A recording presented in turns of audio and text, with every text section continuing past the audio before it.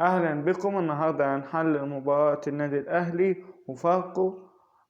فقبل ما ندخل في الفيديو متنساش تعمل لايك وتشترك في القناة وتفعل زر الجرس وكل الحبشتكنات دي، ويلا نخش في تحليل المباراة. النهاردة النادي الأهلي اتعادل 1-1 مع نادي فاركو في الجولة التاسعة من الدوري الممتاز، ولكن النادي الأهلي كان أداؤه سيء وكان لا يستحق التعادل وكان يستحق الهزيمة، وما كانش فيه أي فرص للنادي الأهلي ولا على جانب الخطورة وخط الوسط. يعني النادي الأهلي النهاردة كان بيلعب بتشكيل غريب. في خط الدفاع كان بيلعب برامي ربيعة وياسر إبراهيم، محمد هاني وعمر كمال عبد الواحد. خط الوسط اللي فيه عبس كان فيه مروان عطية وأكرم توفيق والدبيس. خط الهجوم كان عمر الساعي كان بيلعب راس حربة ومعرفش ازاي. على ناحية اليمين كان حسين الشحات، على ناحية الشمال كان إمام عاشور. هو أساسا تشكيل النادي الأهلي كده قبل ما نخش في أخطاء كولر وتغيير التبديلات وإن كولر مش ما يلعب بتشكيل كويس وكل الحبشتكنات دي، ولكن انت النادي الاهلي فيه نقص سكواد رهيب غير طبيعي مش موجود في اي فترة من الفترات، لان النادي الاهلي يعتبر ما عندوش اجنحة خالص ولا راس حربة، ولما وسام اتصاب مفيش بديله. يعني انت كان عندك بدلاء زي عبد القادر مشيته، كان اليو ديانج موجود مشيته، كان حمدي فتحي كان موجود وكان بيلعب وكان ساعات ما يخش يزيد في الجانب الهجوم مشيت ده كله وما جبتش اي حاجة. يعني ما جبتش غير امام عاشور وعمر الساعي. لسه المفروض بدل ما تديله تلتاية في رباعية في نصاية في كل مباراة رايح تلعبه راس حربة، وهو اساسا كان لسه جاي من الاسماعيلي اما يلعب مكان مركز 8 مكان امام عاشور. والكابتن اكرم توفيق مش عايز يجدد، عايز يجدد ب200 مليون في الموسم وما تلاعبه. المفروض كنت تمشيه، يا اما تجدد له وتنهي القصه دي وتجيب لاعب بداله. عندك على مستوى الاجنحه ما فيش اجنحه ولا وراك كمان. يعني الاجنحه ما عندكش على خط البدلاء، ما فيش اي بدلاء للنادي الاهلي خالص موجودين، ولا راس حربه ولا جناح شمال ولا يمين ولا اي حاجه. عشان خاطر كده كنت ما تلعب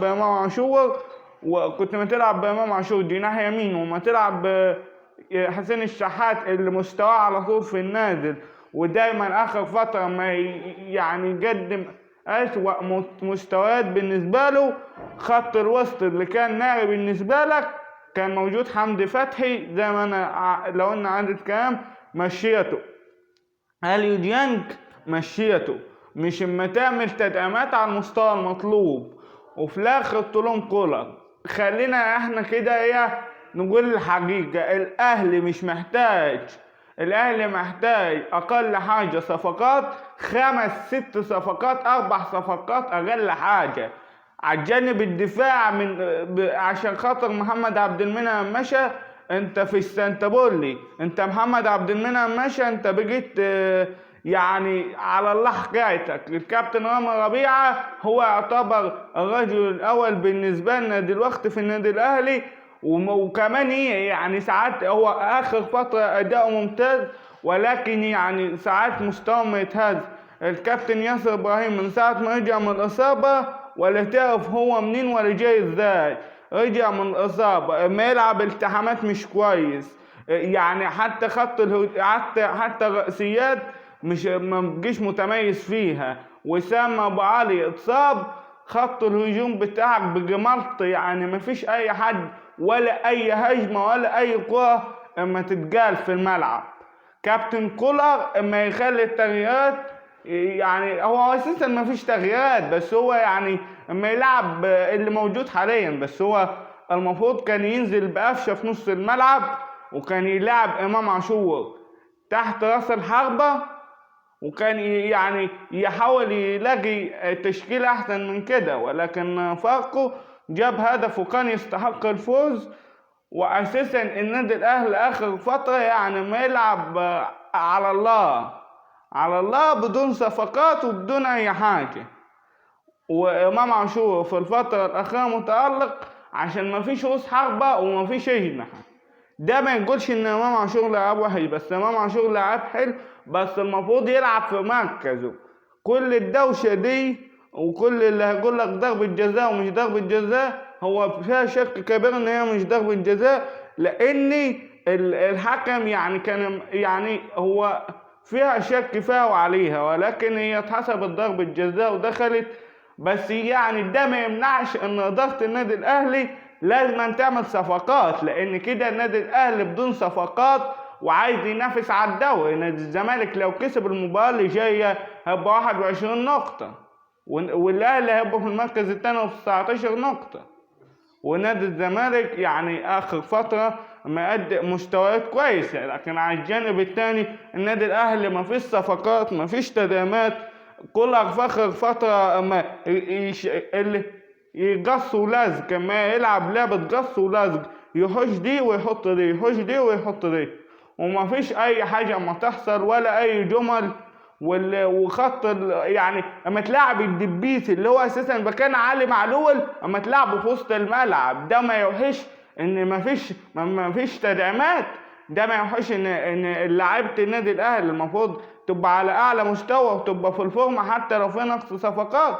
النادي الاهلي وصل لمرحله ان هو كان لما يلعب الناشئين، المفروض الناشئين اللي المفروض يلعبهم النادي الاهلي كل 5-6 مباريات 10 دقايق عشان خاطر يكتسب صفقه، اما يلعب الناشئين عشان هو ما فيش لعيبه، ما هو ما فيش اي حاجه، ما هو اوضه اللبس بقت ما فيش حد يعرف مين مدير الكوره في النادي الاهلي ولا مدير التعاقدات في النادي الاهلي حاليا ولا اي حاجه في اي حاجه. الدنيا ماشيه على الله، بختك يا ابو بخيت.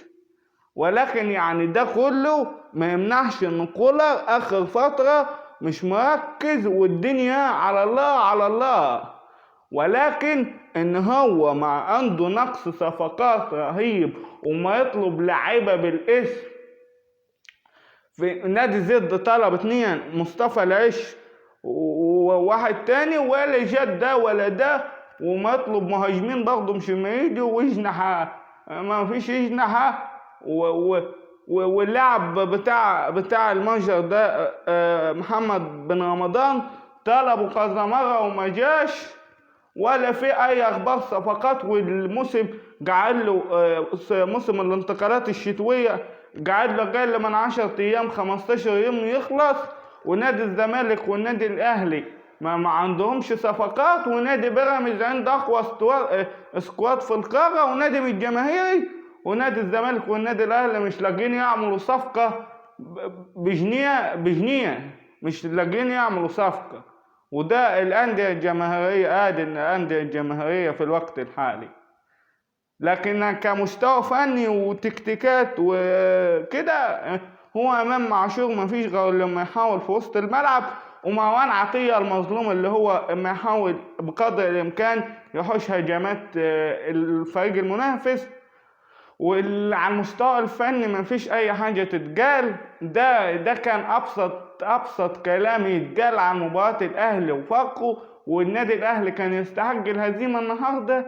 ده كان تحليل مباراة النادي الاهلي وفاركو في الجولة 9 من الدوري الممتاز. ما تنسيش تعمل لايك وتشترك في القناة.